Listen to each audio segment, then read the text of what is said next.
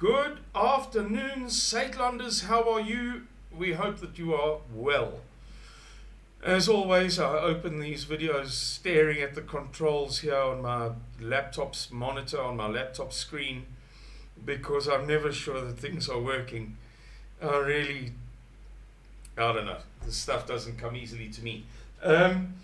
I want to just quickly chat to you about something that is a bit of a personal, what is the right word? It's sort of a hobby horse, maybe is the right word. Something that appeals particularly to me. Some years ago, many of you know this story, my dad gave me a copy of Adrian Snyman's Stem van 'n Profeet when my first son was born in February 2001. And I read it, and I was initially very dismissive of the book. And I gave it back to my dad in a dismissive way. And to this day, he is rightly indignant that I would ever be so disrespectful. I didn't throw it at him, but I gave it to him with one hand, like that. You know? And that's not the custom in our family. And rightly so.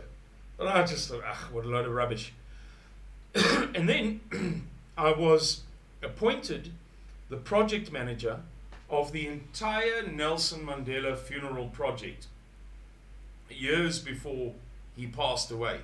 In other words, the state knew that he was bound to pass away sooner or later, and it was going to have to be a very big funeral, and they were going to have to organize it, and so they should start planning in advance, which they didn't really do.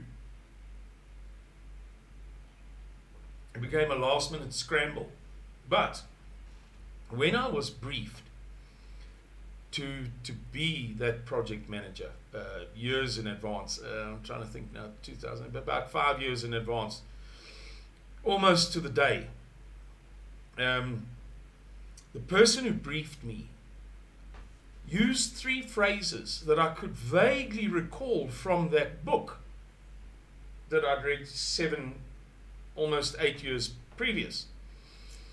And so the next morning I had an appointment in Parkhurst. This was long before I lived in Parkhurst, with, funnily enough, my cousin, second cousin, but in the same industry as me. And as I was sitting there in the morning waiting for this business appointment, I looked across the road and saw a shop that was then called Pickwick Papers, a second-hand bookshop.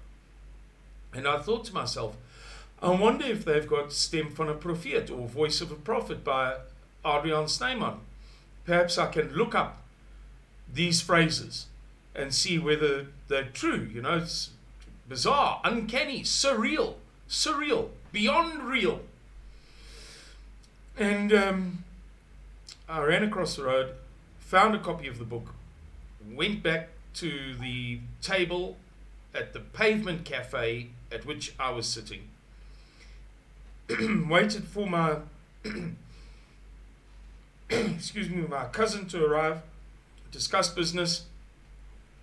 I went to work. I was a contractor rather than an employee, but I worked from a particular office, and ended up, the curiosity was just getting the better of me, ended up telling fibs to my boss, going home early, and I spent the next couple of days, evenings really, rereading the book, and I found these phrases. It was one of the most unbelievable moments of my life. The phrases were, as a matter of interest to you,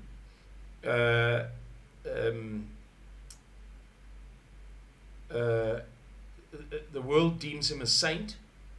In other words, the person who was briefing me was saying, listen, this man whose name we're not allowed to mention, whose funeral you have to plan and prepare in advance, is deemed such a saint that people will come from all over the world to pay homage to him.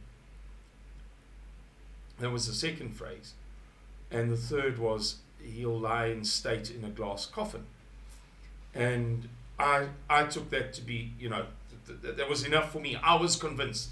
So, what is the real point of this long-winded story? The real point is South Africa's failing wastewater treatment works are a national disaster. Following that moment in late 2008, being briefed by the state in the same words that Sina van Rensburg used, as recorded by Adrian Snyman, 100 years before, I immediately, it was a big thing for me. It's like, I don't know, the burning bush or something in the Bible. How can you not believe after that? So I thought, well, I'm going to, see if I can't get involved in this right-wing Christian, Caucasian, conservative cause. And I began by frequenting certain places on the internet, not radical, not racist, not right-wing, nothing like that, but places on the internet where people were holding candid conversations about what was going on in South Africa. Not at all racist, not ugly conversations, not ugly places. And in the one forum on the internet, one of the first topics that I ever got involved in was that of the South Africa's waterworks, for want of a better word, meaning water supply and sewerage. And I was saying to the guys in this conversation at that time that this will one day be one of the biggest threats to stability in South Africa. These were all preppers and all kind of reasonably conservative guys. Not maniacs, sensible people, intelligent people. Gee, I'm fiddling with the screen because I'm trying so hard to get rid of the advertisements so that I can see this thing properly. And I said to them, we just had the first few years of blackouts in South Africa that began in 2008, if I remember correctly. They reached a bit of a high point in early 2010, again, if I remember correctly. And by now it was roughly 2013-ish. 2014 perhaps. And so people were talking very much about the electricity crisis. And I made the point that one day a water crisis will pose a far greater threat to South African stability. And nobody really disagreed with me because the argument is quite a simple one. It was just me giving my 10 cents worth, guys talking about electricity, this, that, the next thing, and me saying, well, when the water crisis happens, that's going to be even worse because, if people are drinking contaminated water and 1,000 people in a township come down with cholera, then you will know all about it, or we will know all about it. Those people will go berserk with anxiety, I suppose, fear. And so we come back to this thing. This is on msn.com, and it's entitled South Africa's Failing Wastewater Treatment Works, a National Disaster. And it reads, failing wastewater treatment works and the consequent pollution of South Africa's water resources is dire and widespread and should be declared a national disaster under the Disaster Management Act. It was originally published in Sowetan Live by Shonisani Chikalange on the 26th of October. About roughly 10 days, 9 days ago. And it has gotten so severe that the South African Human Rights Commission has begun to talk about it. So the lefties are making an issue of this. There's not really that much to say. I mean, let me give you an example. The commission, okay, so there's a commission, the Human Rights Commission, that is now presenting its concerns to the world. The Commission's Gauteng manager, Boang Jones, said an inquiry took place in response to repeated complaints from residents of Hammanskraal and surrounding areas about malfunctioning wastewater treatment works spewing untreated or partially treated sewage into the Apies and Pinaas rivers and the Roodeplaat and Leeuwkraal dams within the jurisdiction of the city of Whining. Now, and there are many other examples, and those of you who've ever seen the speech that we gave at the European Union, the European Parliament, will know that I mean, there was a time when something like 42 out of 47 or whatever it was of the wastewater pump stations on the Vaal River weren't working, and they couldn't be repaired, and they had to call in the army, and that was a bit of a failure, and who knows what the status is now. I've not heard any good news recently. You know, I've not seen any government press conferences saying, oh, we managed to fix it all, which I'm sure they would have done if they had. My point is just that there are umpteen dozen or umpteen hundred such examples across South Africa, and you are familiar with many of them. And this is not a terribly original video, but it bears mentioning. It bears mentioning once more to you as Suidlanders, not to others,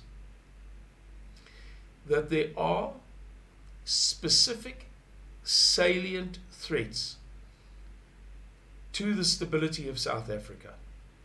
There is the threat of inflation. I'll do a video on that, I'm sure, very, very shortly. There's the threat of very high fuel price rises. There's the threat posed by the astonishingly high rates of unemployment.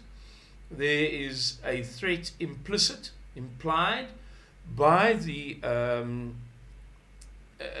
weakening, the deterioration of our economy. There is a threat implied by the poor governance of the African National Congress that couldn't run couldn't run a beer fest in a brewery.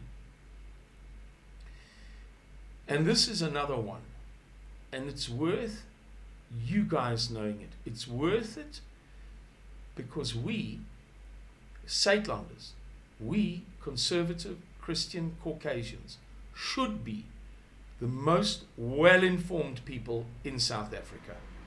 And it could just happen that one day this under-maintained